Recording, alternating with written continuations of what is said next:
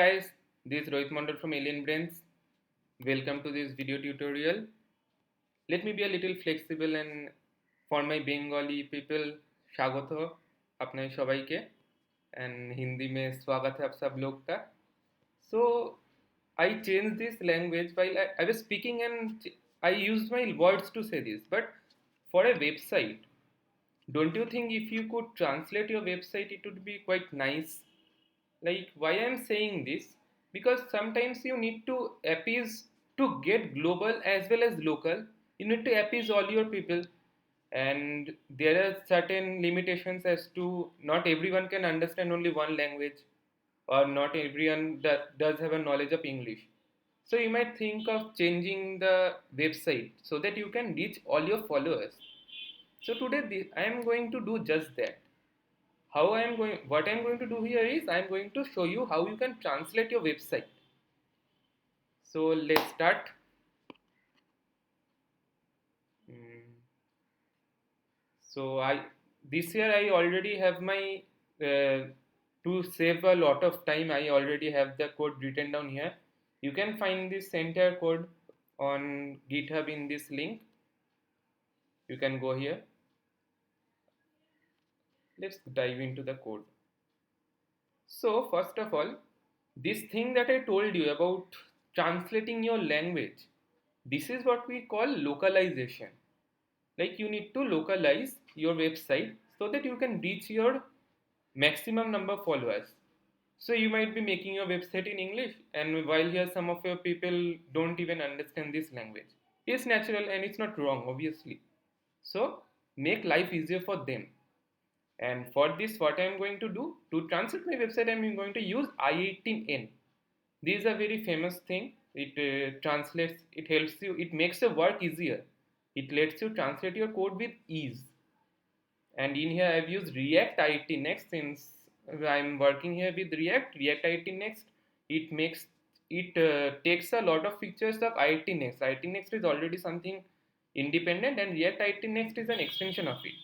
What React IE Next does for you coders is it makes your life easier by not you don't need to bundle your code or use Webpack and all those configurations differently. It is already done from before. And in here today we are going to use this to translate our code.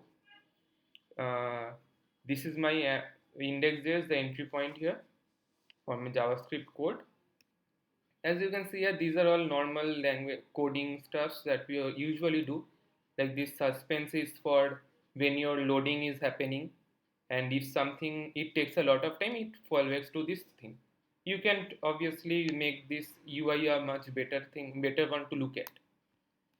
After that, obviously this app, you will go to before moving to into this app where all my code is written. You can see something here. I have written import I18N. What is this? This is my I18N file, i18n.js. It's in the SRC directory only. In here is written all the entire configuration of what are the things you're going to do here. As you can see here, I have imported I18N from I18 Next. From React I18 Next, I have taken init React I18 Next. So before that, you need to install these dependencies. You need to install I18 Next. I18 Next browser language detector is, as the name suggests, it detects your browser language. Other than that, the React I18 Next and all these React and React DOM, they come naturally when you start with the create React app or npm create React app as intended. So these are the only new things: I18 Next, I18 Next browser language detector, React I18 Next. You need to install them. After that, what we do here is let's first move into this place. See, all these are the constants and all. What my main part is i18n.use, and this entire thing is the most important part of the configuration file. So what is it actually? In here you can see something like .init. In general, init is for initialization. When we initialize a repository, we use init. So here also we are initializing how my I18N instance will look like. What will it contain? What will it give us? So in here we have these resources. resources here. What is resources? This is the place where my entire translation is present. In, see here I've written en, so all these are taken from, let me show you one translation.json file. Going to in here, you can see here, see what I've done is written welcome here. See, this is an object, a key value pair. JSON file, you know. So JSON file, it has to have this and the key and the value. In here, this welcome is the key and this welcome is the value.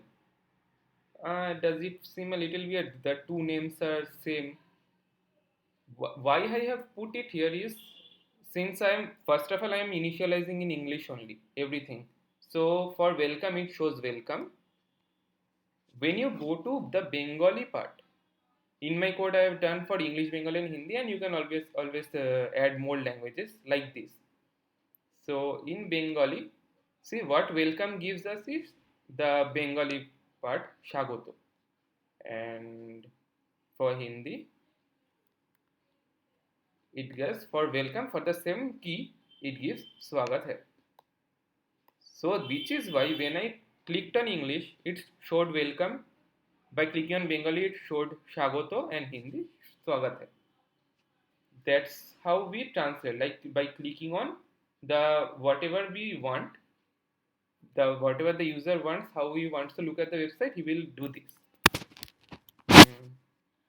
So where do we keep this translation en, Bengali, Hindi, all these?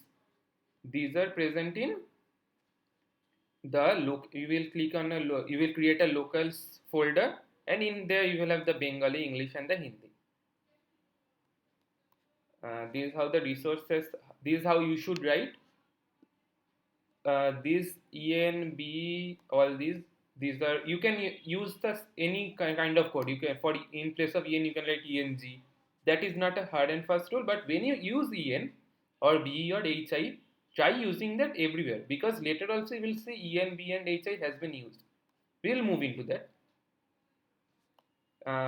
This fallback LNG, fallback language, what is it? So mainly in here I have written en. So as I said, you should maintain the same standards. So en here, also en here. So if my Bengali or Hindi translation is not present, well, what will it show? It shouldn't crash, right? So it will fall back to English. So if my Bengali translation was not there, it would, on clicking on Bengali, it would show the same welcome, the English word. Other than that, debug, interpolation, and this is for interpolation escape value false. See, in here, what is this actually? Debug is for understanding, like the word, whatever the word debug tells you. Like you will see what your code is, what it helps, that all. And in interpolation escape value, this escape value is something that most of your sites, it should have escape value as true. This is because there is a certain thing called XSS attack. Like if you have gone to some kind of, I can say, illegal website, for example these torrent sites and all, you will see that when you click on something there are a lot of ads. And for example, when you click on an ad, something else opens and a lot of pop-ups open. So if someone wants to harm your computer, what will he do? He will add a script to that ad. So when you click on that ad, one script gets run in the background, and it will maybe inject a virus into your computer and maybe pirate your data, access your data, and a lot of things might happen. So this is why what is escaping? Escaping is something that you have seen those tags. I will show you only these tags. For example, this one. You will see that whenever your HTML gets loaded, it is in the secure sites. This one always gets changes to another value. So for example, it may show like lt and certain stuff. This same opening bracket here, it will show something like lt and all those things.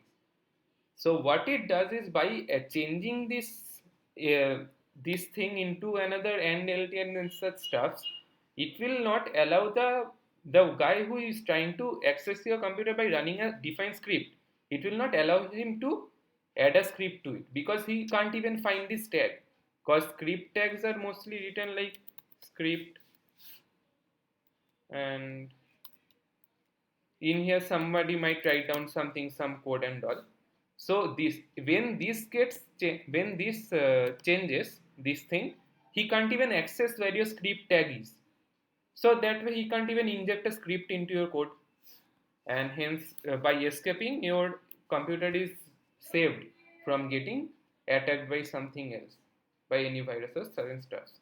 But here I have escape value false. Why do I have it? Because since I'm doing it in React already has escaping values too, so it makes no sense here. And this is what your IITN file is. Let's go dive into the code, like how the language is changing. App.js. Obviously, after index, I'm going to the app.js. In here, you see I have imported something like use translation from React IIT Next. This is what is changing your translating your code, translating the languages, translating the things that you have written down. Since I have used hooks here, since it's a functional component, I have used use translation. For class components, you will use the with translation HOC, that high order component you can add here, and there are many other ways of doing this. In here, what I have done here, what does it render? This is what is rendered. There are 3 buttons here: English, Bengali, and Hindi. And clicking on English, it will. How does it show? Welcome. So this is the thing. This is the writing that is shown here. This welcome here, it is shown in this H1 tag. You see, I've used something T in bracket welcome. What is it? So T is something that you take in from use translation. It provides this one. This T, when you use it and add, and after that add a bracket and write down this key. This welcome. What is this? This is the key. I showed you here in translation JSON. This welcome. This is the key here. So when I use T welcome, it will show this when it is in English. And how is it in English? Because first of all, even I have that fallback language, and first of all, since my browser is first rendering in English, it will show in English only. When I click on Bengali, see, I told you before that E and B and HI, this is where it is again used, so use it carefully. In B, when I click on this thing, button on click, change language change language B, this is what is called this function. So what does change language do? It uses IIT name, which is provided by use translation, and provides a function change language. So this is what it changes in here. On clicking on Bengali thing, it will change your language to Bengali. And for rendering, and this is where it again re-renders. So your code is always getting re-rendered whenever you change your language. In here, this T welcome, this welcome for Bengali, what was it? Let me go into that. For this T welcome, what does it return? The Bengali word Shagoto. And that's the same for using it in Hindi. This is how you're like clicking on something. This T welcome actually takes your key and returns the value from the translation files. And all these are provided in the IITN in here by putting it in the resources. If you don't put it in here, you will not get your value. And see, this is the entire thing that you can do here for very small sites. I have provided the code, you can clone it and check. But when your site gets bigger, what do you actually do? Like you have to either, there are 2 ways you can do this. For example, you might have a team that consists of your translators. So, and your the guy who is writing the code, the other guy. There are two people. So the translator will add things to your translation files, which is why we made this an independent part. which is why in IITNJS we just took in translation en, and all the translations are getting added here. And if you want to change, if you want to use different files, you can use something called with namespaces. You have to visit the documentation for it. You can see it there. It is all written completely clearly. So this is the reason for maintaining different files. That's all. And I hope you understood this session. Let's do it. You try working it out. Hope you liked it. Have a nice day.